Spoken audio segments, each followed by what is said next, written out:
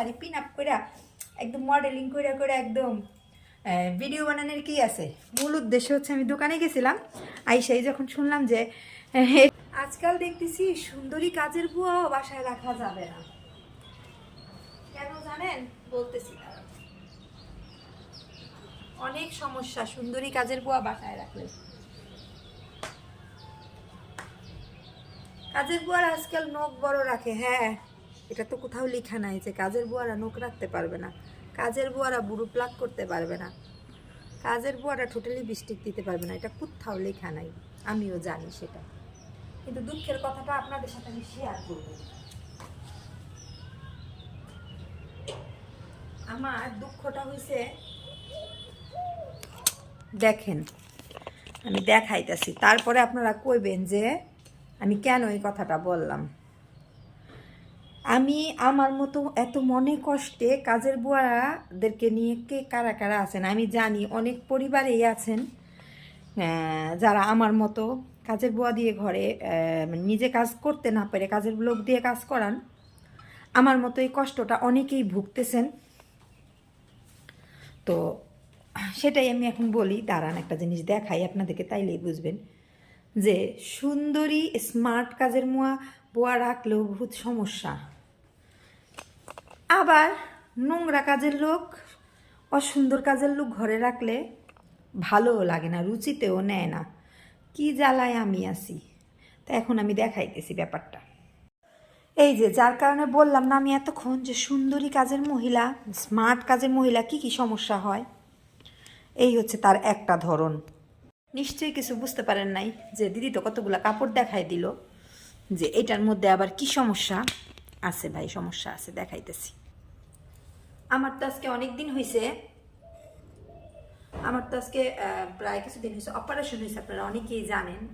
আর যারা জানেন না তাদেরকেও বলছি যে আমার ইউটেরাস অপারেশন হয়েছে আজ থেকে প্রায় 1 মাস আগে। তা আমার এখন আমি আগের মতো ঘরের অত কাজ করতে পারি না। তো কাপড় ধোয়ার জন্য একটা লোক রাখার চিন্তা ভাবনা করছি, বা রাখা হয়েছে ধরেন। এখন আমার এই কাপড়গুলো আজকে তারে ধুইতে বলছি কাজের বুয়ারে, যে একটু জল খাঁচা করে দাও বা কিছু করে দাও। সে ডাইরেক্ট বইলে আমার কি দিল জানেন? বললো এই শীতের মধ্যে তার কাপড় ধোয়া সম্ভব না, তার হাতের নখ ভাঙা যাইব, এমনিই অনেক ঠান্ডা, কাপড় কাচতে পারবো না, তার যেদিন মন চায় সেদিন সে কাপড় ধুয়ে দিবে। তাইলে বলেন আমার থেকে ওদের দাম বেশি না? বলেন। বর্তমানে কাজের লোকদেরকে কাজের লোক বলা যায় না, তাদেরকে কাজের মাসি বলতে হয়, তো বাকি হেল্পিং হ্যান্ড বলতে হয় কাজের লোকদেরকে এখন। এটা হচ্ছে বর্তমানে রিচুয়াল। তো অবশেষে আমি নিজেই এখন কাপড়গুলো ধুইতে ছাদে যাব, আর আপনাদের কাছে কিছু কষ্টের কথা শেয়ার করব। কাজের বুয়ার সাথে যুদ্ধ কইরা কথা বইলা না পাইরা অবশেষে নিজেই এসে বললাম কাপড় ধুইতে। ওরা ভাবে আমরা বুঝি কাজ করে খাইতে পারি না, ঠিক আছে, কিন্তু আমাদের মতো যারা মধ্যবিত্ত পরিবারের বউ, তারা হাতের নখের চিন্তাও করি না, হাতের নখের চিন্তাও করি না, স্কিনের সৌন্দর্যের চিন্তাও করি না, কাজ ঠিকই করতে পারি। শরীরটা ভালো ছিল না, এর জন্য ওদের প্রতি আশা ছিলাম। আর অনেকে ভাববো কাজের বুয়া নামে বদনাম করি না, আগো বদনাম করি না, যেহেতু আমি অসুস্থ, পয়সা দিয়ে তাকে রাখছি, আমার সুস্থতার জন্যই রাখছি। তো সারাদিন আজকে 3 দিন হয়েছে তার আশায় আশায় রয়েছি। আজ আমার ঘরটা একটু মুছে দিব, আমার কাপড়গুলো ধুয়ে দিব। দেখলাম আমার ঘরটা আরো জঙ্গল বানাই দিছে। আমার মতো এরকম কষ্ট মনে অনেকেই আছে।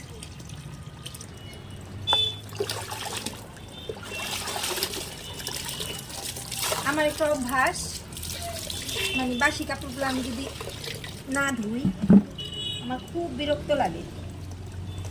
বাসি কাপড়গুলো একটু ধুইয়া ছড়াই দিতে হইব প্রতিদিন। এই কয়েকদিন ওর আশায় থেকে থেকে আমি কাপড়গুলো জমাই ফেলছি, যদি না জমাইতাম তাহলে ধরেন আমার ধোয়াধাই হয়ে যেত।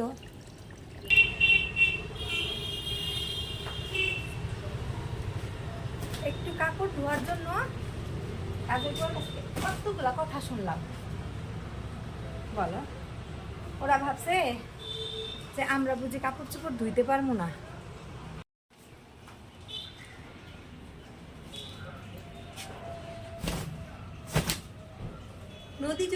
হয়েও যায়, তারপরেও কিন্তু নদীর ব্যাগ থাকে। হ্যাঁ, তো শরীর খারাপ তাকে কি, কাপড় চোপড় আমরাও ধুয়ে পরিষ্কার করতে পারি। একদিকে হচ্ছে কাজের বুয়ার অত্যাচার, আরেকদিকে হচ্ছে তোমাদের দাদার অত্যাচার। দুই অত্যাচারে আমি পাগল।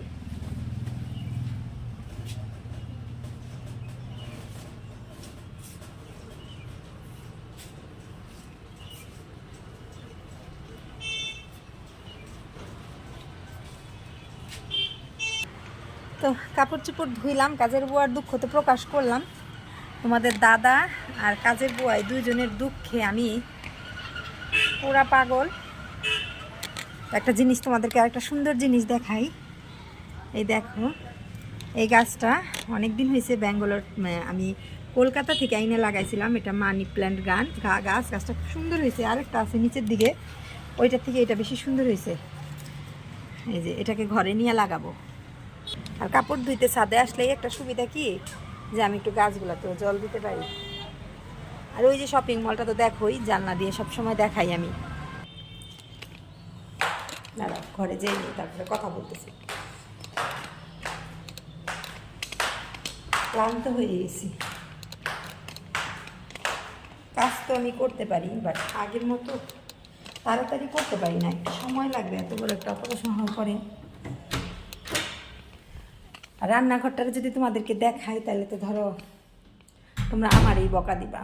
তো রান্নাঘরটার কি দেখাবো, কাপড়গুলা দেখাইলাম যে এতগুলা কাপড় ও আমার আজকে 7 দিন ধরে ধুয়ে দিবে বলে ধুয়ে দিল না। ঠিক আছে, এই আর কি। তো সবচেয়ে বড় কথা, নিজের কাজ নিজেরই করতে হবে, কাউকে দিয়ে আশা করা যাবে না। কাউকে দিয়ে যে একটা আশা করবো সেটা সম্ভব না। আরেকটা কথা বলতে আবার আরেকটা কথা বলতে আমি ভুলে গেছিলাম। আপনারা হয়তো আমার এই চকচকা শাড়িটা দেখে ভাবতে পারেন যে ও কাপড় ধুইছে, অথবা সংসারের কাজ দেখাইতেছে, যে ইন্ডিয়ান হিন্দি সিরিয়ালের মতো এরকম জর্জেট শাড়ি পইরা কেন। কারণ আছে, আমি তো ভাই যখন তখন দোকানে দৌড় দেই। জানেন যে আমার একটা ছোটোখাটো দোকান আছে, সেটাতে আমি একটু সময় দেই। তো এই শাড়িগুলো পরা থাকলে যদি আমার জামাই যে কোনো সময় ফোন দেয়, আমি দৌড় দিয়ে চলে যেতে পারি। তো মূল কারণ হচ্ছে আমি এই শাড়িটা পরা দোকানে গেছিলাম আজকে, দোকানের কাজে। তো দোকানে যখন গেছি, আয়সা যখন শুনছি যে কাজের বউ আজকে আসবো না, শাড়িটা আর চেঞ্জ করি নাই। না করেই ভাবলাম আপনাদের সাথে আমার মনের দুঃখটাও শেয়ার করি, একবারে কাপড় চোপড়গুলা ধোয়াধুয়ির কাজটাও শেষ করি। তো কেউ কিন্তু আবার ভাইবেন না যে আমার হিন্দি সিরিয়ালের মতো আমি আবার এই কি বলে এই সাইজা গুইজা ভিডিও বানাইতেছি না গো। সাইজা গুইজা না, তেমন কোনো সাজ নাই। তবে হ্যাঁ, বাইরে গেলে তো পোশাকটা একটু ভালো করে পরতে হয়। ওই দেখা যায় একটু শাড়িটা একটু পরি, আমি যেহেতু শাড়ি পরি।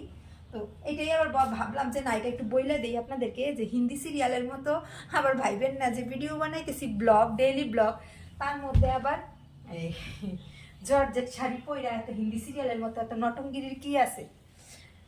জর্জেট শাড়ি পইরা হিন্দি সিরিয়ালের মতো সুন্দর করে শাড়ি পিন আপ করে একদম মডেলিং করে একদম ভিডিও বানানোর কি আছে। মূল উদ্দেশ্য হচ্ছে, আমি দোকানে গেছিলাম, আইসাই যখন শুনলাম যে এরকম ঘটনা, বুয়া আসবো না আজকে, তখনই আমি ভিডিওটা করছি। আবার এখন কাজ শেষ হয়েছে, আবার এখনই আমি দোকানে দৌড় দিব। এই হয়েছে ঘটনাটা, অন্য কিচ্ছু না।